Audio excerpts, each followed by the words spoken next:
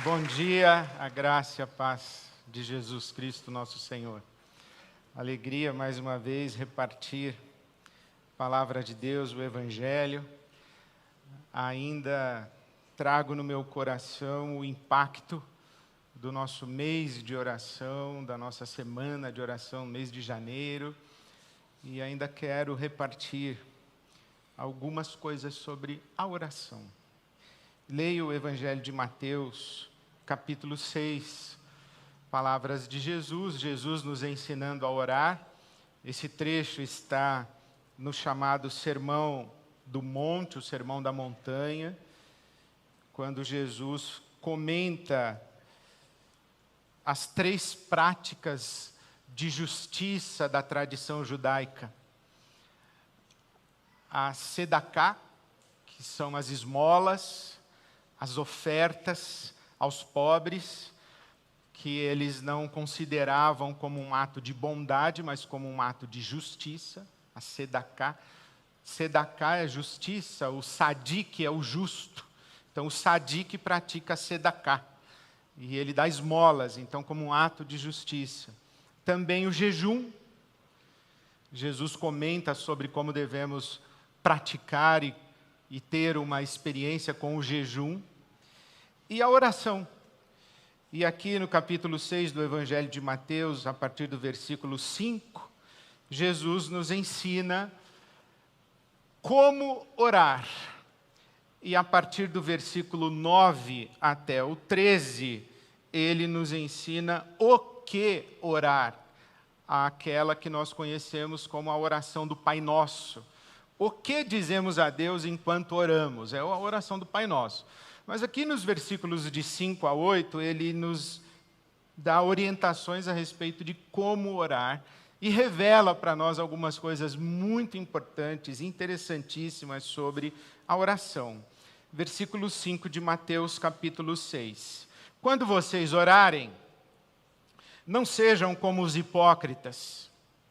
Eles gostam de ficar orando em pé nas sinagogas e nas esquinas, a fim de serem vistos pelos outros. Eu lhes asseguro que eles já receberam o seu galardão, eles já receberam sua plena recompensa. Mas quando você orar, vá para o seu quarto, feche a porta e ore a seu pai que está em secreto. Então, seu pai, que vê em secreto, o recompensará. E quando orarem, não fiquem sempre repetindo a mesma coisa, como fazem os pagãos. Eles pensam que por muito falarem, serão ouvidos. Não sejam iguais a eles, porque o seu Pai sabe do que vocês precisam, antes mesmo de o pedirem. Deus é referido na Bíblia Sagrada por vários nomes. A tradição rabínica diz, inclusive, que Deus tem 72 nomes. Você conhece alguns. Jeová Nissi, Deus é a nossa bandeira. Jeová Rafá, Deus é o Deus que cura. Jeová Jiré, Deus é o Deus provedor. Elohim, Yavé, El Shaddai, Todo-Poderoso, Adonai. E no livro do Gênesis, no capítulo 21, Abraão invoca a Deus, chamando de El Olam, o Deus eterno. Abraão dirige a sua oração, Gênesis 21, 33, Abraão dirige a sua oração ao Deus eterno. O profeta Isaías, capítulo 40, vai dizer que Deus é o Deus eterno. O Senhor nosso Deus é o Deus eterno. É o Olam, o Deus eterno. Por isso que nos Salmos se diz que Deus é Deus de eternidade em eternidade. De eternidade em eternidade tu és Deus. Porque Deus é o Deus eterno. E esse conceito de eterno e de eternidade é muito importante na Bíblia Sagrada. Porque Deus é o Deus eterno, e aquilo que Jesus nos oferece a todos aqueles que creem no seu nome, é vida eterna. Então, o eterno na Bíblia Sagrada é muito importante, é muito relevante. O que significa o eterno? O senso comum trata eterno como associado a tempo. Eterno é aquilo que existe para sempre. Mais ou menos. Há uma diferença entre eterno e infinito. Infinito é aquilo que tem começo, mas não tem fim. É infinito. Eterno é o que não tem nem começo nem fim. Eterno é aquilo que nunca houve tempo em que não existia. E para sempre existirá. Por isso que em Hebreus se diz que Jesus é o mesmo ontem, hoje e eternamente, ou para sempre. Esse ontem não tem começo. É desde sempre. Isso significa, inclusive, que o eterno não está nem classificado na categoria de tempo. Tanto que na Bíblia Sagrada, especialmente na língua grega, o tempo que a gente marca no relógio é o cronos. Por isso que a gente cronometra o tempo. O tempo do tic-tac, o tempo do relógio, o tempo que começa, 1 hora, 1 mês, 1 semana. Começou o tempo. O tempo da eternidade na Bíblia Sagrada não se chama Cronos, chama-se Aion.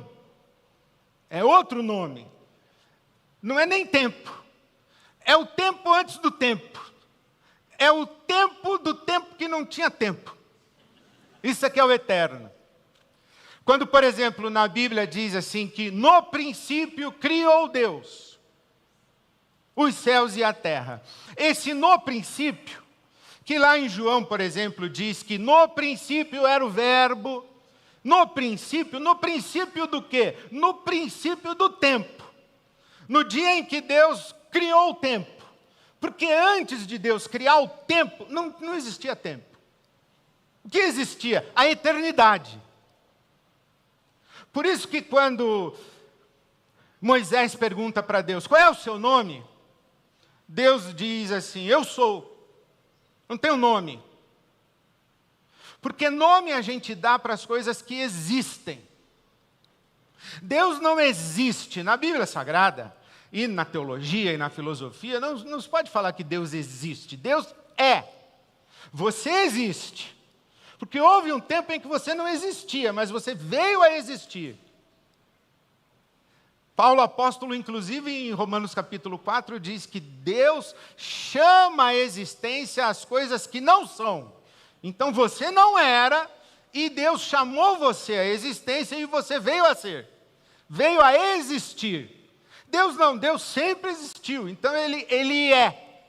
Então quando Moisés pergunta, qual é o seu nome? Deus diz, eu sou. Porque quando você dá nome para uma coisa, você diferencia essa coisa de outra coisa. O que é vaca não é cavalo. O que é cadeira não é estante. O que é martelo não é chave de fenda. O que é gordo não é magro. O que é alto não é baixo. O que é branco não é preto. Então Deus, qual é o seu nome? Deus diz assim, não dá para colocar nome em mim. Porque colocar um nome em mim é me reduzir. É me classificar, é me categorizar, é me distinguir de outra coisa. E não há outra coisa, só existe eu, ou só eu sou. Então, isso quer dizer eternidade. Em outras palavras, a eternidade na Bíblia Sagrada não é algo necessariamente relativo a tempo. É também, mas não só. Eternidade na Bíblia Sagrada é aquilo que está fora da categoria de medida. Vou repetir. Eterno é aquilo que está fora da categoria de medida. Não pode medir. Não pode limitar. Eterno, você não sabe quanto pesa o eterno, você não sabe quanto mede, você não sabe qual é o formato do eterno, porque não dá para medir. Eterno é o que está fora da categoria de medida. Por exemplo, Presente de aniversário está na categoria de medida. Presente de Dia das Mães está na categoria de medida. Amor não está. Não está na categoria de medida. Por isso que você dá um presente para alguém que você admira, que você preza, que você ama, e diz, isso aqui é só um pequeno gesto para expressar a gratidão que eu tenho por você na minha vida. Porque gratidão está fora da categoria de medida. Presente está dentro da categoria de medida. Dízimo está dentro da categoria de medida. 10%. Generosidade não está. Não está dentro da categoria de medida. Por isso é que eu acredito que uma das formas da gente ler a Bíblia, pensar na Bíblia e tentar compreender a Bíblia, é perceber que nas páginas da Bíblia existem duas categorias de realidade, ou duas ordens de existência, que vão andando uma junto com a outra, misturando assim. Às vezes elas estão separadas, às vezes estão juntas, às vezes uma está contra a outra, inclusive, que é a ordem da criação e a ordem da eternidade. A Bíblia tem essas duas ordens. A ordem da criação e a ordem da eternidade. O que é da ordem da criação está dentro da categoria de medida. Tudo que é da ordem da criação está dentro da categoria, dá para medir. Quando lá a Bíblia diz, olha, no princípio começa a ordem da criação. Aqui as coisas começam a ser medidas. Mas a Bíblia também diz, em Apocalipse capítulo 13, que Jesus Cristo foi morto, sabe? Quando ele foi morto? Antes da fundação do mundo. Jesus foi morto na ordem da eternidade, não na ordem da criação. A cruz do Calvário é da ordem da criação. Tem cruz, dá para ver, se a gente tivesse naquela época a condição, dava para fotografar. Mas o cordeiro que foi morto desde antes da fundação do mundo, não dá. Não dá nem para imaginar isso. O cordeiro morto antes da fundação do mundo, na ordem da eternidade e a ordem da criação. A ordem da eternidade está fora da categoria de medida. A ordem da criação está dentro da categoria de medida. A experiência religiosa está dentro da categoria de medida. Sábado, ordem da criação. Templo em Jerusalém, ordem da criação. Sacerdote, cordeiro sendo sacrificado, tudo é da ordem da criação, está na categoria de medida. Levita, coral, incenso, tudo isso é da ordem da criação. Lei, mandamento, doutrina, crença, tudo isso está na ordem da criação. Tudo isso a gente pode medir. A espiritualidade não pode.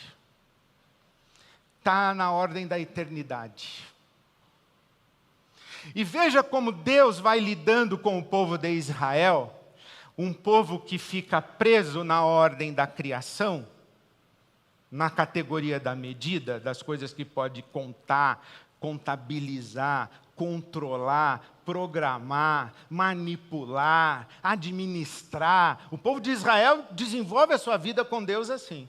Aí Deus vai lá pelo profeta Isaías, no capítulo 29, e diz assim: esse povo me honra com os seus lábios. Categoria de medida, né? Canção, louvorzão, segunda noite, Jerusalém.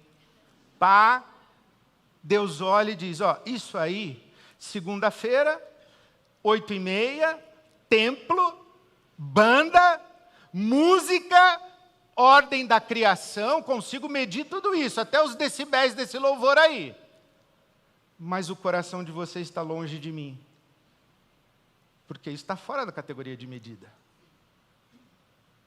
Por isso que a mulher samaritana diz para Jesus: olha, os nossos antepassados adoravam nesse monte de Gerizim. Já os judeus dizem que é em Jerusalém. E Jesus diz para ela: você está na ordem da criação. Os verdadeiros adoradores não adoram na ordem da criação. Os verdadeiros adoradores adoram na ordem da eternidade, porque Deus é espírito. E importa que os que o adorem em espírito e em verdade. Como é que você vai medir espírito e em verdade? Olha para a pessoa que está do seu lado e diz assim: o irmão não está em espírito e em verdade. Você pode orar e olhar e falar assim: está emocionado, hein, irmão? Está chorando. Você está cantando alto e cantando forte, mas você não pode dizer se está orando em espírito e em verdade. Porque espírito em verdade é da ordem da eternidade, está fora da categoria de medida. Porque no livro de Samuel, capítulo 16, quando Samuel vai ungir o rei de Israel, aparece Saul, que o homem mais alto em Israel batia à altura do ombro de Saul. E Deus diz para Samuel: não atente para a sua aparência, porque Deus não vê como vê o homem vê o que está diante dos olhos, mas Deus vê o coração. Deus não se relaciona conosco nas categorias da ordem da criação. Ele se relaciona conosco nas categorias da ordem da eternidade. A experiência com Deus é da ordem da eternidade.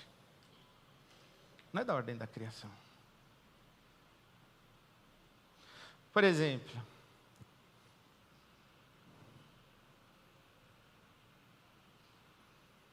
fariseu é da ordem da criação.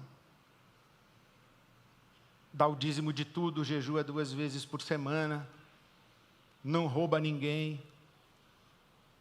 Gente boa, né? Deus fala: traste, não presta. E o publicano, pecador, que sequer levanta os olhos para o céu? Deus vê. Tá, pastor, e a oração? Eu falei: então, a oração é assim. A oração tem oração da ordem da criação e oração da ordem da eternidade. Jesus diz assim: olha, quando você orar, não ore na sinagoga, nem na rua, falando e impressionando as pessoas. Orando com as palavras certas, com a teologia certa, do jeitinho certo, com a entonação de voz certa, até muda a voz na hora de orar. Aí as pessoas se impressionam, ordem da criação. Palavras ditas no tempo, na geografia, no espaço, no tempo, no espaço, palavras, conceitos, ideias. E Deus olha aquilo tudo, escuta aquilo tudo, e Jesus diz: não quer dizer muita coisa, fecha a porta do seu quarto, e Deus que vê, não é o que ele ouve, é o que ele vê. Vê o quê? O coração. A oração é uma experiência da ordem da eternidade. Eu vou arriscar dizer uma coisa para você, que Deus que me perdoe.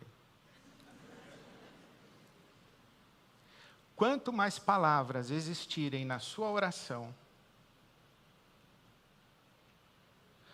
mais ou maior a probabilidade de você estar orando na ordem da criação. Vou repetir. Quanto mais palavras existirem na sua oração, maior a probabilidade de você estar orando na ordem da criação.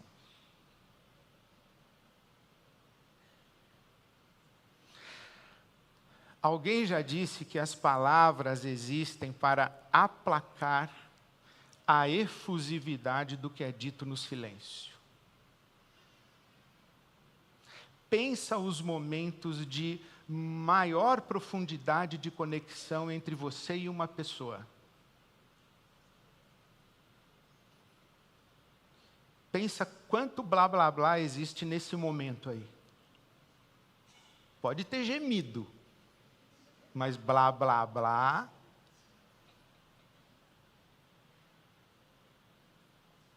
Não é sem razão não, pessoal, que o livro mais espiritual da tradição judaica é o Cântico de Salomão.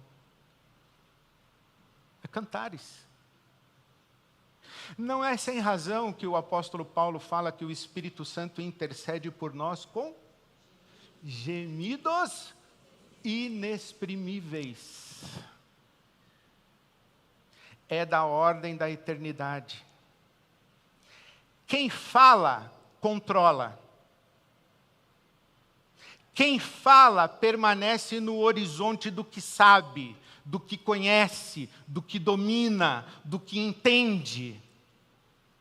Quem cala, abre-se para o inusitado, o inesperado, o surpreendente, o inefável, o indizível. Mas não significa que é irreal e inexistente.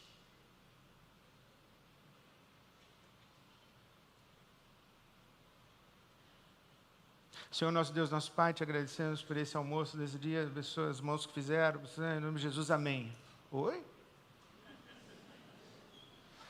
É legal, é bom. E nessa oração, pode sim existir profunda gratidão, profundo respeito, profunda reverência. Mas você há de convir comigo que ao final dessa oração, você está muito provavelmente exatamente igual antes de tê-la feito, do que estava antes de tê-la feito. Senhor nosso Deus, nosso Pai. E quando chega assim no culto, por exemplo, o irmão pode orar, por favor? Aí o cara está distraído. Aí o sujeito do lado dá um cutucão e fala, pastor, pedi para você orar. Em nome de Jesus, não sei o quê, babapá. As nossas orações verbais, mecanicamente repetidas, automatizadas. Já reparou vocabulário de oração? Razoavelmente tudo igual. Oração para refeição, oração para reunião, oração para não sei o quê, oração para... As orações, elas são razoavelmente iguais. A tradição da igreja faz isso. Existem os livros de oração, as orações escritas, registradas. Os salmos são orações registradas. E você vai lendo. Tem oração para consagrar bebê, oração para casamento, oração para isso, oração para aquilo, oração para funeral, oração para inaugurar fábrica, oração para dedicar cachorro. Tem oração para tudo. Mas são as orações que você lê. A probabilidade de que dessa maneira você fique preso à ordem da criação é muito grande. As orações que nós conhecemos, as orações que nós decoramos, as orações que nos ensinaram, elas são úteis. Elas são didáticas, pedagógicas. Elas nos socorrem quando nos faltam as palavras. Mas se a nossa vida de oração é uma vida que está reduzida ao mundo das palavras, é uma vida de oração que está reduzida ao mundo das ideias que conhecemos. E digo mais, são ideias tão superficiais que cabem em palavras, que podem ser descritas em palavras. Quando, na verdade, Jesus deixou muito claro para nós, feche a porta do seu quarto. Fique lá diante do seu Pai que vê em secreto. Vê. O que o salmista diz que a oração que Deus não rejeita, ou a adoração que Deus não rejeita, ou o sacrifício que Deus não rejeita, é um coração quebrantado e contrito. Não é o sacrifício do animal, não é o sacrifício ritual. Salmo 51, 17. Um coração quebrantado e contrito. A Bíblia conta uma história muito linda de uma mulher que ora. Se você vai longe, você já sabe onde eu estou. Eu estou no primeiro livro de Samuel. Uma mulher em oração chamada Ana, esposa de Eucana. Eucana era um homem que tinha duas mulheres, Ana e Penina. Ana era estéril e Penina tinha filhos. E todos os anos Eucana levava suas duas mulheres para o sacrifício em Jerusalém. E Ana era estéril. E Ana amargurada de alma. E Eucana diz para ela: o amor que eu lhe dou não é melhor, não é suficiente, mais do que 10 filhos. E ela, Ana, numa dessas vezes, vai orar. Então eu estou no primeiro livro de Samuel, capítulo 1, versículo 12. Enquanto continuava a orar diante do Senhor, Eli, o sacerdote, observava a boca de Ana. Como Ana orava silenciosamente, seus lábios se mexiam, mas não se ouvia a sua voz. Então Eli pensou que ela estivesse embriagada. Olha isso, hein? E lhe disse: até quando você continuará embriagada? Precisa parar de beber, mulher. E Ana lhe responde: não se trata disso, meu senhor. Sou uma mulher muito angustiada. Não bebi vinho nem bebida fermentada. Eu estava derramando a minha alma diante do Senhor. Não me julgue. Não me julgue. Eu estava derramando a minha alma diante do Senhor. Não julgue tua serva uma mulher vadia. Estou orando aqui até agora por causa da minha grande angústia e tristeza. Eli respondeu: vá em paz, e que o Deus de Israel lhe conceda o que você pediu. Eu me lembro, mais de 30 anos, meu amigo pastor Carlos Bregantin, que está hoje, deve estar agora inclusive, pregando lá no Retiro do Ibabe Adulto. O Brega trouxe para pregar na igreja dele, aqui no Sumarezinho, o pastor Davi Gomes, que tinha a escola de oração. O pastor Davi Gomes hoje mora no céu. Ele era um homem conhecido por ser um homem de oração. E ele veio falar na igreja do pastor Carlos Bregantin. E foi o pastor Carlos Bregantin que me contou essa história, tem mais de 30 anos. Ao final daquela pregação, Davi Gomes, o pastor, um homem de oração, estava ali. Veio uma senhora e disse: pastor, o senhor pode orar por mim?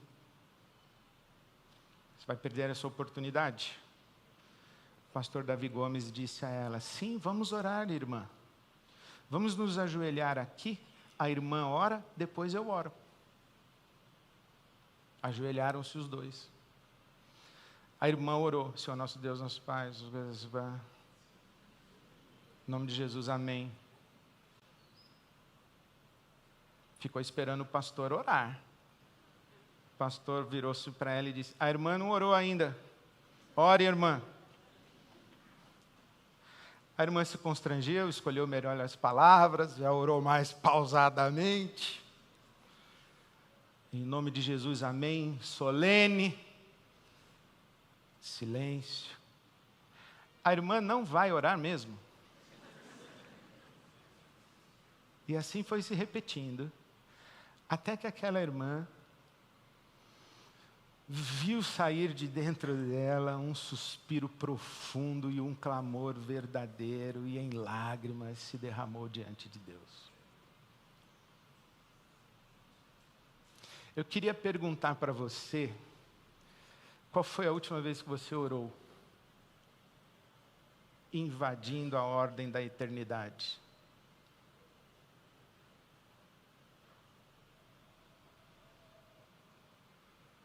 Não estou perguntando a última vez que você orou na ordem da criação. Mas qual foi a última vez que você orou invadindo a ordem da eternidade? A última vez em que você orou e Deus não ouviu, Ele só viu. A última vez em que você orou e você foi para esse mundo que não está limitado à categoria das medidas.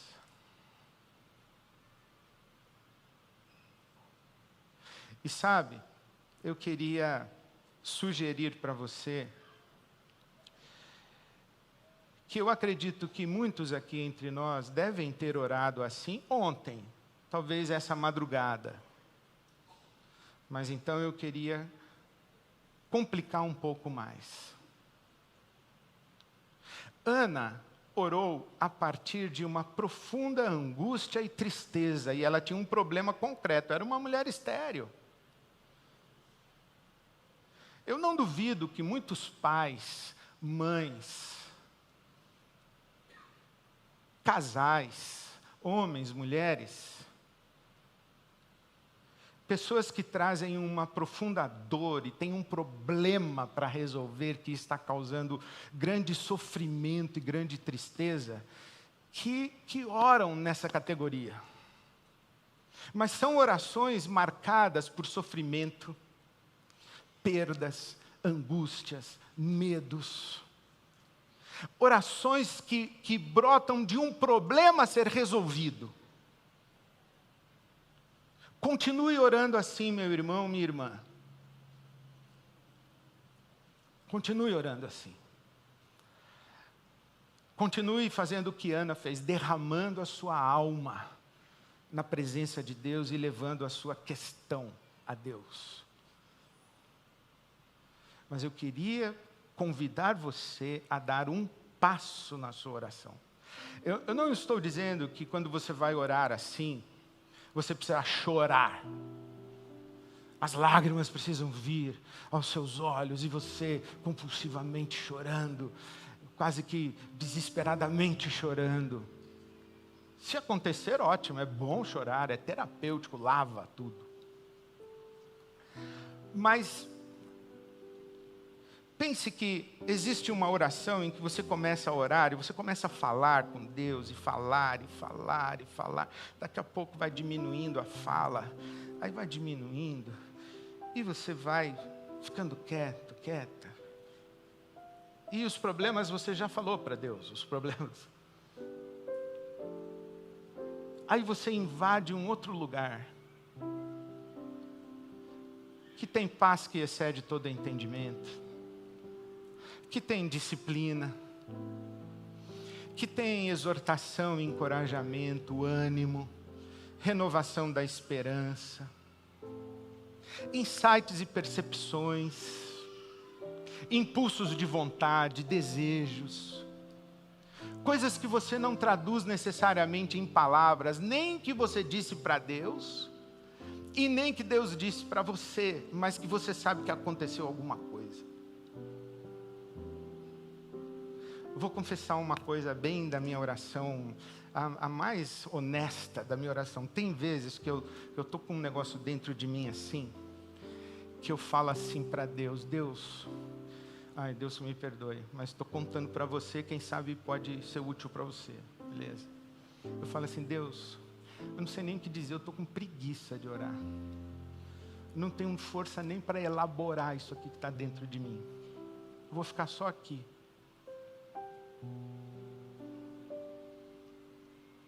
É como se tivesse um bolo assim dentro da minha cabeça, do meu sentimento, coisas que eu tenho, enfim. E é como se Deus fosse lá, pegando aquele novelo todo engruvinhado, Ele fosse desembaraçando, sabe? Sabe quando você passa aquela escova no cabelo que trava? Aí Deus diz assim, fica quietinho, deixa eu cuido. Aí você fica bem quietinho e Deus vai. E não tem palavras. Nem de você para ele, nem dele para você. Mas é nesse lugar que você saiu da ordem da criação para a ordem da eternidade. E o Espírito de Deus, com gemidos inexprimíveis, está fazendo coisas em você que vão fazer toda a diferença na sua vida, inclusive nas suas circunstâncias. Mas é esse lugar aí. Fecha a porta do seu quarto. E Deus que vê vai te dar recompensa. Em nome de Jesus. Para a glória dele mesmo. Amém.